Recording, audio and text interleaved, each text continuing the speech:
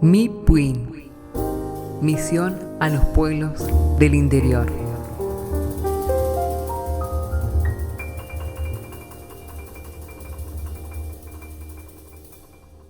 Muy buenas noches, queridos hermanos. Vamos a proseguir con el estudio del Espíritu Santo. Padre eterno, yo te alabo y te bendigo por tu amor y por tu permanencia en nosotros. Tú eres fiel. Sabemos, Señor, que nada podrá apartarnos de tu amor y de tu presencia. Nada, ni aún nuestro pecado, ni aún nuestra, quizás a veces, desobediencia. Tú eres amor y nosotros somos tu creación, somos tus hijos por adopción.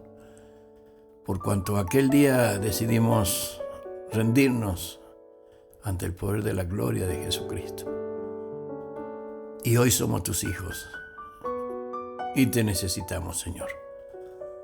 Por eso, hoy yo personalmente, Señor, te necesito. Guía mis pasos, mis palabras. Guía todo aquello que en esta hora haré para tu gloria, Señor, porque enviaré esta palabra en tu nombre. Te ruego para todos aquellos que la escuchen, Señor, sean meditando sobre todo esto, Señor, y sobre todo en estos tiempos muy duros y peligrosos. Padre, muchas gracias. Gracias, Espíritu Santo, en el nombre de Jesús. Amén, Señor, y amén. Gracias a Jesús.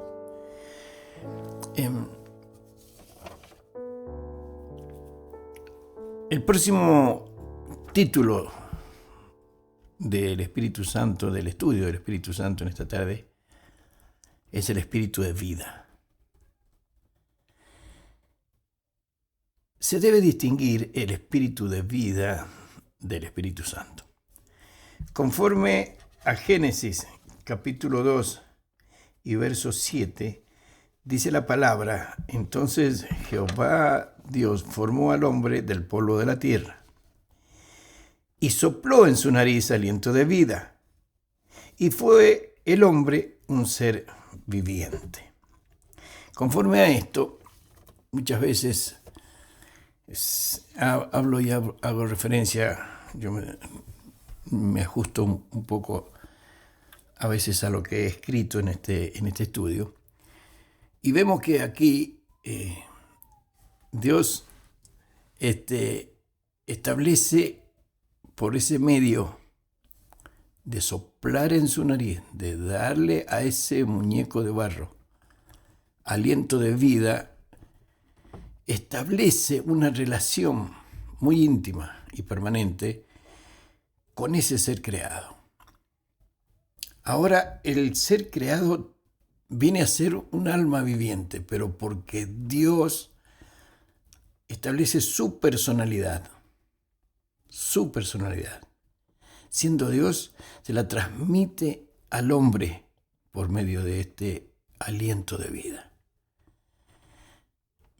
Ahora, él sabiendo todas las cosas, pero pudiendo, por así decirlo, creyendo de que ese ser creado, al ser creado como él, a imagen y semejanza, tiene que no fallarle, que no ser una persona, sino solamente como él es.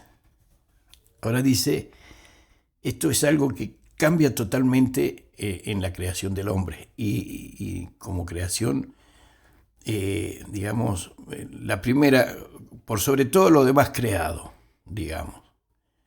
Y la palabra habla de que somos la corona de la creación. Los animales, las plantas, todas aquellas cosas que el Señor creó, no tienen una animación propia, no piensan por sí mismos. Y el único que lo hace es el hombre. El aliento de vida de quien habla la palabra es la parte más elevada del hombre. Marca la individualidad consciente. O sea que el hombre sabe que es individual, es único. Y así distingue al hombre de la creación. de esa manera que hablábamos recién. El hombre es lo único creado de esta forma. El hombre es al único que se le dio ese razonamiento. Dice en adelante, Dios sopló en la nariz del hombre un aliento de vida y por ello el hombre fue puesto en relación con Dios y no puede realmente ser feliz separado de Él. Y esto realmente es así, porque no hay persona alguna, obviamente creada por Dios, que pretenda vivir en separación de su creador y que pueda ser feliz. Fíjese bien, hay muchas personas que dicen de no creer en Dios, pero resulta ser que cuando llegan algunos momentos cúlmines, algunos momentos tremendos, en el primero que piensan es en Dios. Alguna vez el Señor me dio una palabra para una persona que yo estuve mucho en duda de dársela, y es que esta persona decía no creer absolutamente en Dios, de ninguna manera. Yo estaba hablando allí a otros y él estaba en medio, y a esa persona también la invité a relacionarse con Dios, a entregar su corazón a Jesús. Y él, agachando la cabeza, dijo, sí, pero yo no creo en Dios.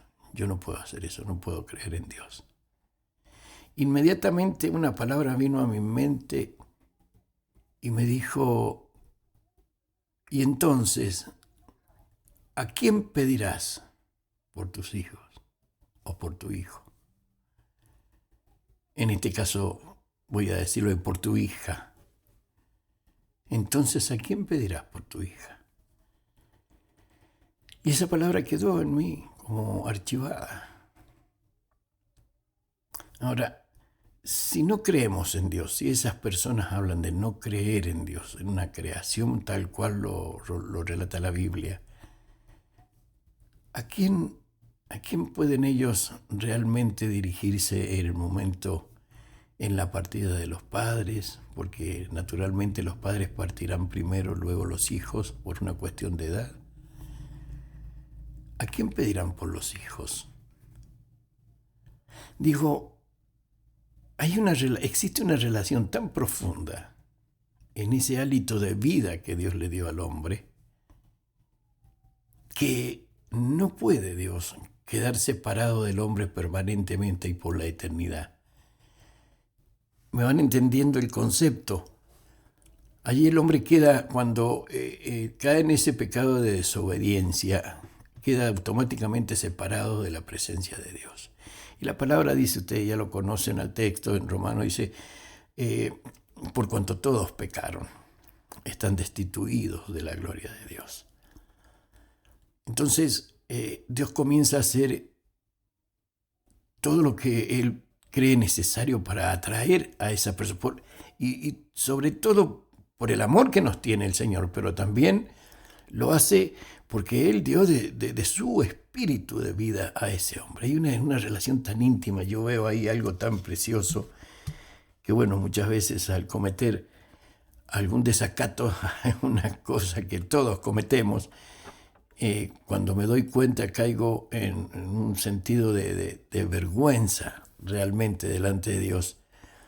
Y entonces aquella despreocupación que muchas veces el ser humano establece entre su creador y su propia vida, esa despreocupación, ese deseo, o sea, no tiene deseos de buscarlo, es donde nosotros debemos entender de que allí debería prevalecer algo así como temor reverente o un tono de vergüenza en todas estas cosas que cometemos. Dios desde un principio ya nos mencionó como creación y como hijos, y vamos a darnos cuenta de todas estas cosas en detalles de nuestra vida. Creo que Todavía me suena en mi cabeza aquella pregunta, ¿por qué Dios, sabiendo todas las cosas, lo crea igual? Por eso justamente, por esa relación que Dios pretende tener con su creación. Y es por eso que luego hace todo lo que hace para acercarnos nuevamente a Él. Ahora, aquí el estudio sigue diciendo, y por ello el hombre fue puesto en relación con Dios, y no puede realmente ser feliz separado de Él, ni en su existencia presente ni en la eternidad. Los términos usados son, respectivamente, el hebreo ruaj y en griego neuma, eso es el espíritu. Y son los mismos que se usan constantemente para denotar el Espíritu de Dios o el Espíritu Santo. Aquí se establece la diferencia en qué consiste el Espíritu de Dios, conforme al subtítulo, el Espíritu de Dios, para diferenciarlo realmente del Espíritu Santo. El Espíritu de Dios es aquel que nos da vida, es el que nos da conciencia de las cosas. Es aquel que nos permite tomar una decisión, sea mala o buena. El Espíritu de Dios nos da conciencia y saber que hay un ser más alto que nosotros, que hay un ser creador, algo que no lo podríamos entender si no fuera porque luego al recibir el Espíritu Santo Él nos da entendimiento de todas estas cosas. Pero mientras no recibimos a Jesús y no tenemos el Espíritu Santo participando en nuestra vida, sabemos que existe Dios, pero no lo podemos creer, no lo podemos entender. Muchas veces, a veces lo he explicado, el tema de tribus que están muy aisladas de la civilización. ¿Y quién le dijo a ellos de adorar algo? Sin embargo, adoran algo, al sol, a la luna, adoran una imagen tallada de madera, algo que los lleva, que los inclina a pensar de que hay un ser más poderoso. Y ese es el espíritu de vida. Es el espíritu de vida el que está con nosotros permanentemente hasta que el día en que Dios ya tiene preparado nuestra partida. Es el espíritu de vida que, a pesar de cualquier cosa, siempre el ser humano permanece en la idea de querer seguir vivo. Antes de conocerlo al Señor no podíamos explicarnos algunas cosas en cuanto a la vida, porque, hermanos, díganme si hay alguien no pensó alguna vez, ¿qué tienes? Total, si me tengo que morir de algo, me muero y ya. A veces no cuido verdaderamente mi cuerpo, el que Dios preparó en aquel momento, antes de darle espíritu de vida a Adán, ese cuerpo que Dios preparó para que tuviera luego el Espíritu de Dios en él mismo. Él lo prepara y luego le da el Espíritu de vida. Y nosotros lo menospreciamos muchas veces, nosotros ahora no, pero me refiero a personas o a nosotros mismos cuando no conocíamos verdaderamente al Señor. Miren la diferencia de la que estoy hablando. Quiero que presten atención a eso. ¿Cuánta diferencia que existe en este momento con aquel momento antes o desde el momento del nacimiento en adelante hasta que conocimos a Jesús? ¿Cuánta diferencia de conocimiento y de una posición que tenemos delante de nuestro Creador? No nos interesaba quizás. Yo alguna vez les conté que yo corría en moto, me gustaba de forma amateur, pero la moto que corría era una moto grande. Y cuando en una carrera, cuando existía el Autódromo General San Martín, yo vi la rueda del que iba delante mío y en el hilito, en el mínimo lugar en donde la rueda tiene contacto con el piso, con el asfalto, en el momento que íbamos volcados para hacer una curva. Y en ese instante yo pensé, ¿qué pasa si esto se despega del suelo, no? Hermanos, en ese momento me entró pánico, me entró miedo en mi corazón por despreciar la vida, que no sabía yo, que Dios me había dado, no lo sabía.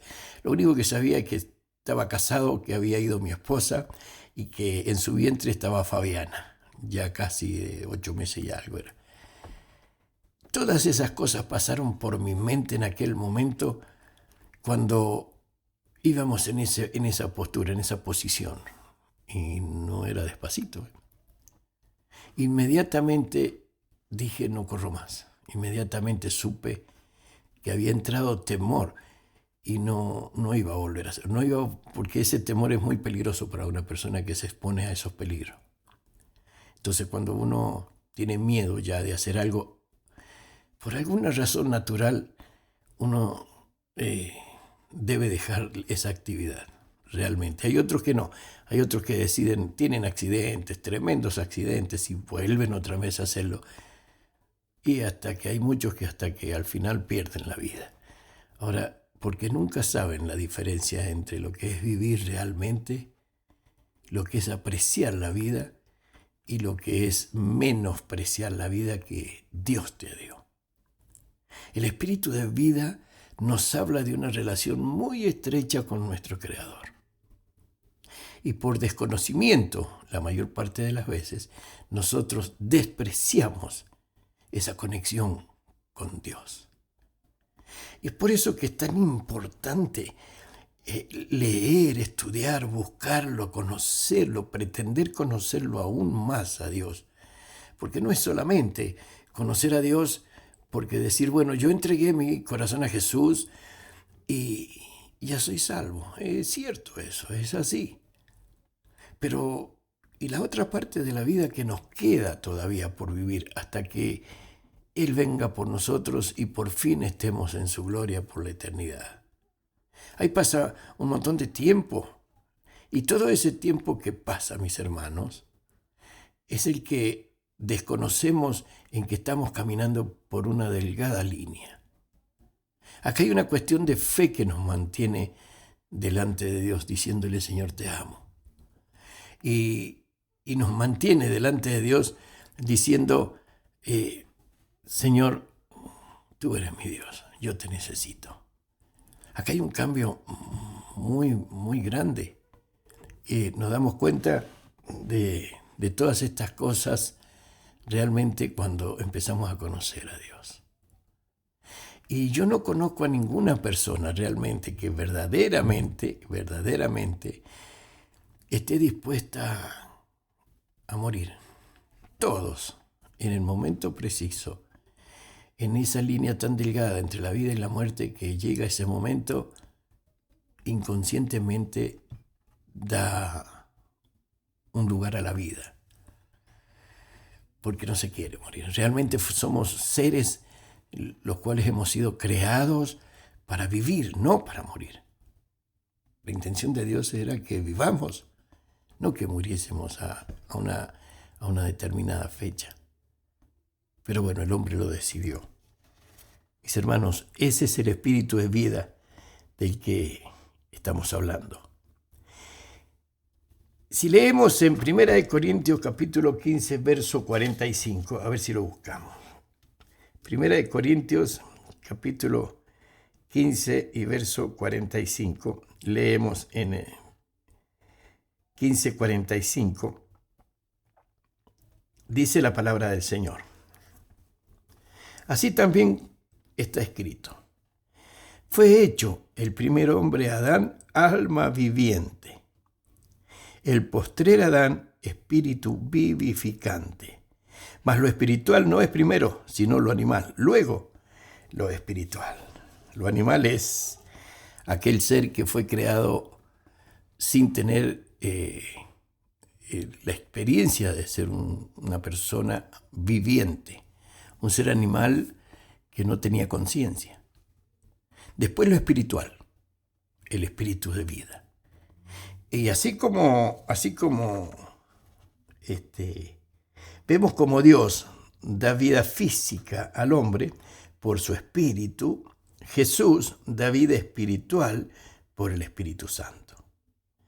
Personas vivas pero carentes de vida y poder espiritual son llenas de la presencia de Dios conforme a su promesa. ¿Recuerda la promesa de Dios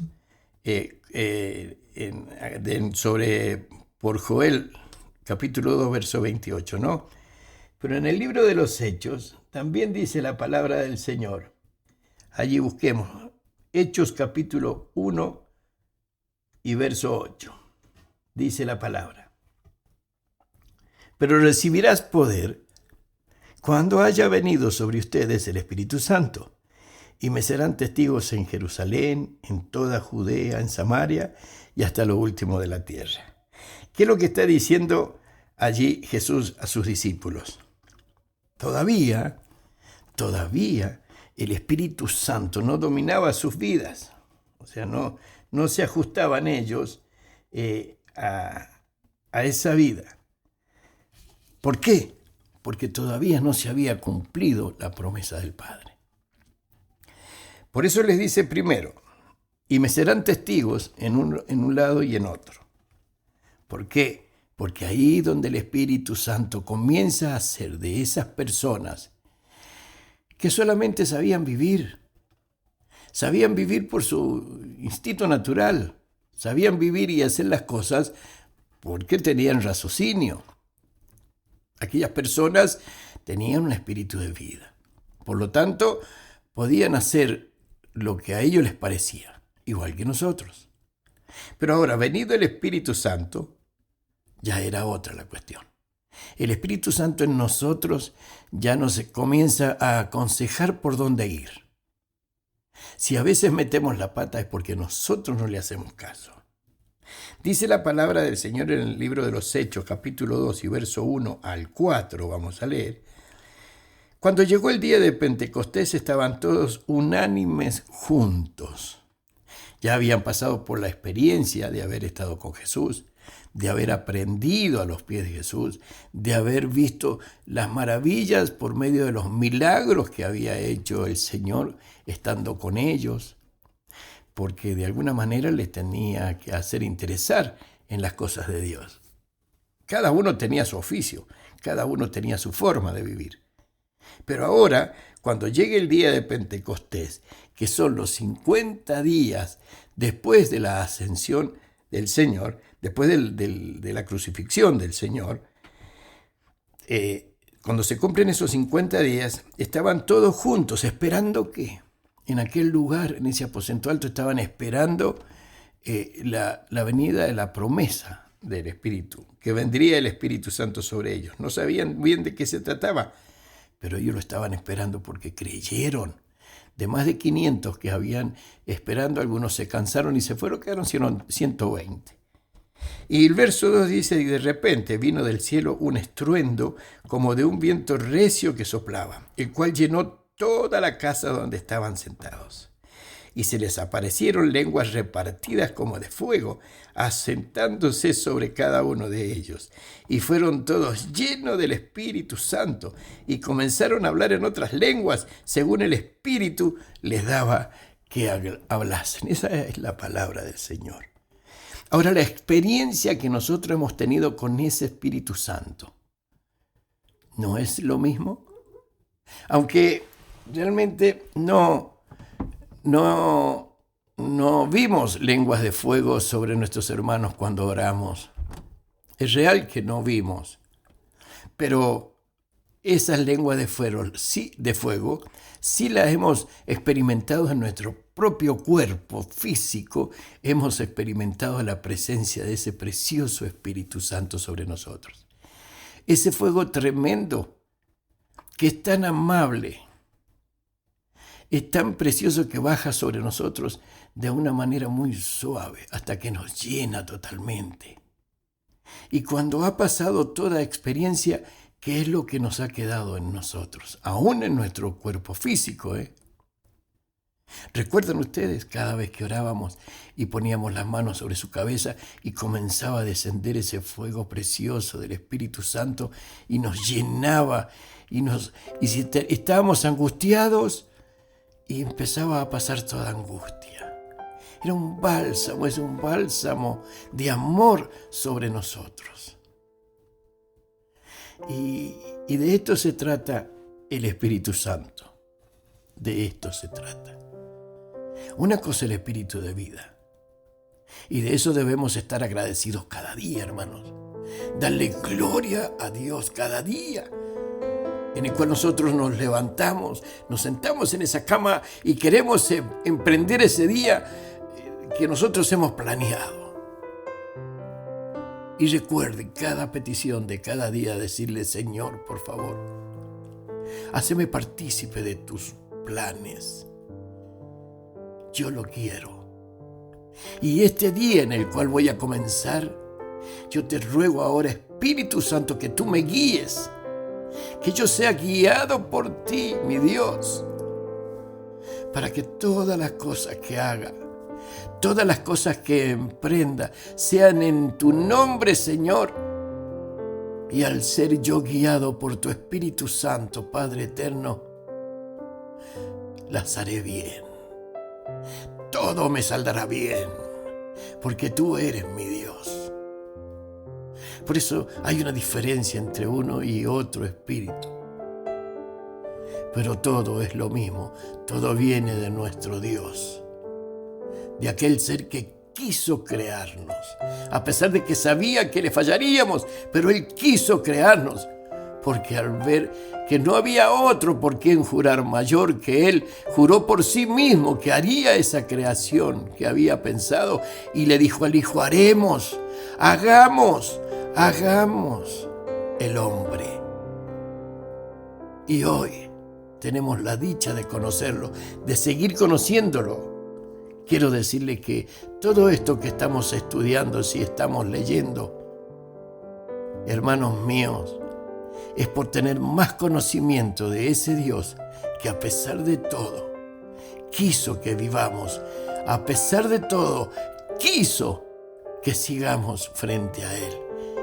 Y hoy tenemos la libertad de poder llegar y decirle: Señor, te necesito. Espíritu Santo, yo te necesito.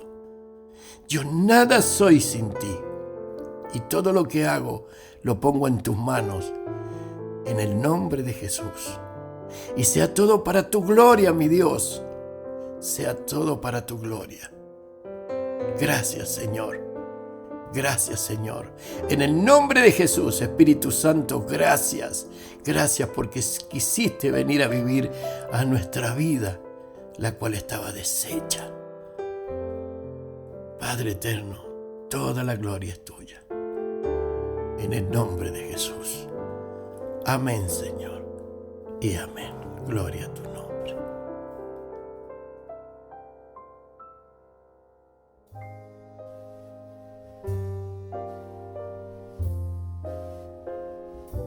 Mi Puin. Misión a los pueblos del interior.